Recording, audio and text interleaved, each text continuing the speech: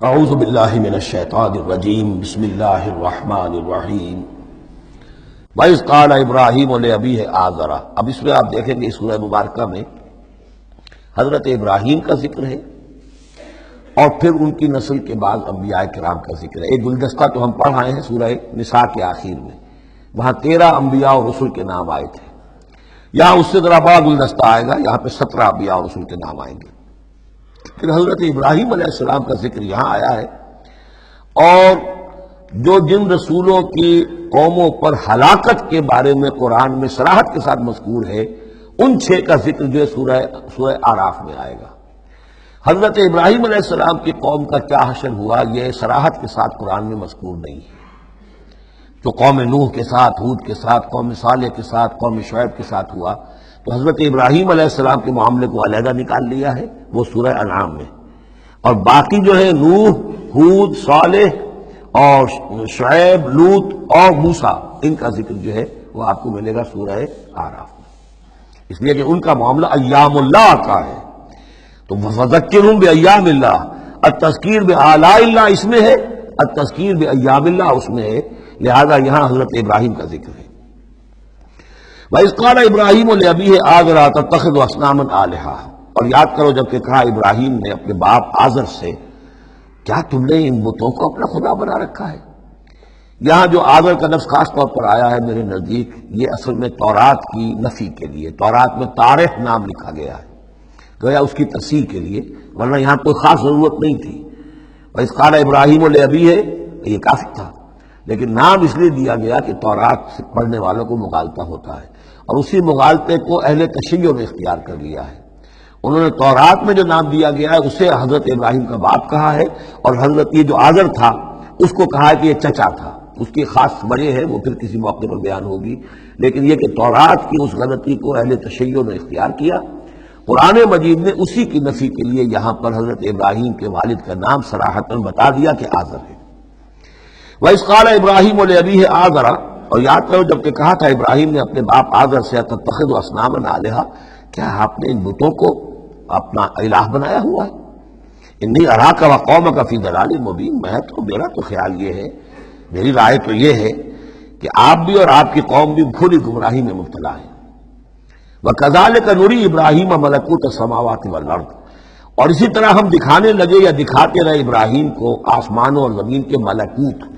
ملکوت سے مراد کیا ہے کہ اللہ تعالیٰ نے اس کائنات کا جو نظام قائم کیا، جسے میں کہتا ہوں کہ جو یونیورسل گورنمنٹ ہے، اس کا ایک نظام ہے، اس کے کارندے ہیں، تو اس کے مشاہدہ اللہ تعالیٰ اپنے رسولوں کو کراتا ہے، تاکہ ان کا یقین جو ہے وہ یقین اس درجے کا ہو جائے کہ جیسے کہ اپنی آنکھوں سے دیکھی ہوئی چیزیں، وَلَيَكُونَ مِنَ الْمُوقِنِينَ، اور تاکہ وہ پوری طرح یقین کرنے والوں میں سے ہو جائے۔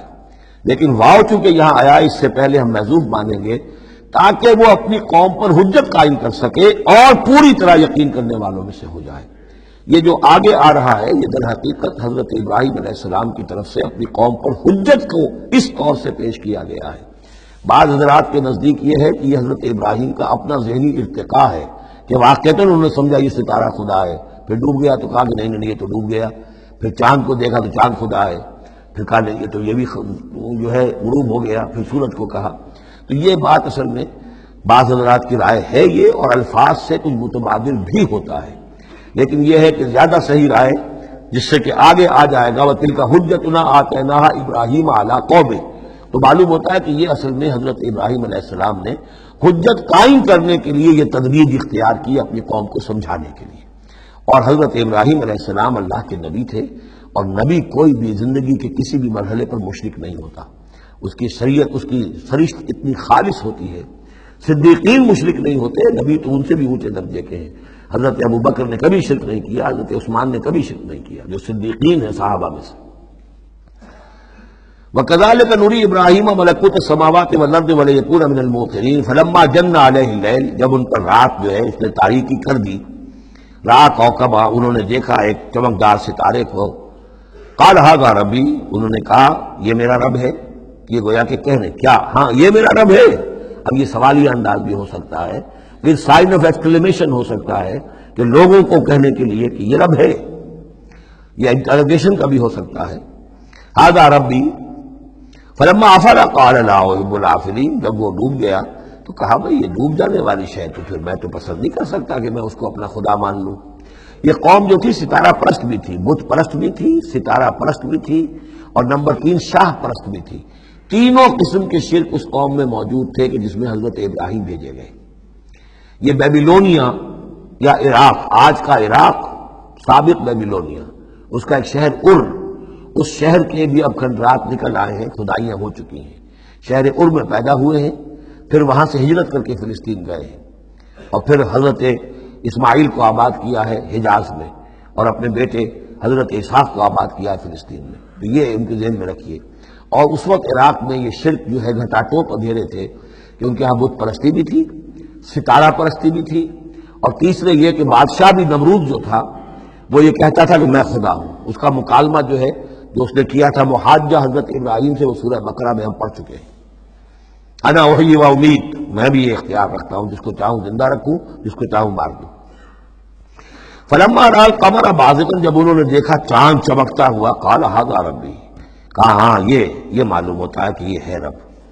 فلما افل قال لئن لم يهدنی ربی، جب وہ بھی ڈوب گیا، غائب ہو گیا، تو انہوں نے کہا کہ اگر میرے رب نے مجھے ہدایت نہ دی تو پھر میں تو قوم ضالین میں سے ہو جاؤں گا۔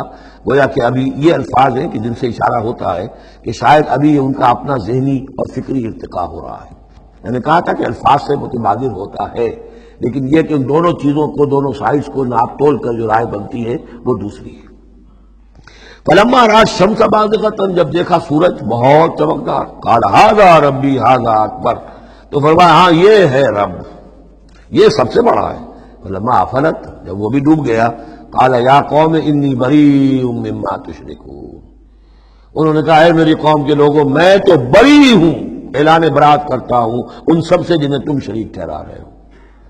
انی وجہت وجہی للذی فطر السماوات والارض حنیفا، میں نے تو اپنا رخ کر لیا ہے، اپنا چہرہ جو ہے ادھر کر لیا ہے اس ہستی کی طرف جس نے آسمانوں اور زمین کو بنایا یکسو ہو کر، وما انا من المشرکین، اور میں مشرکوں میں سے نہیں۔ صدق اللہ العظیم۔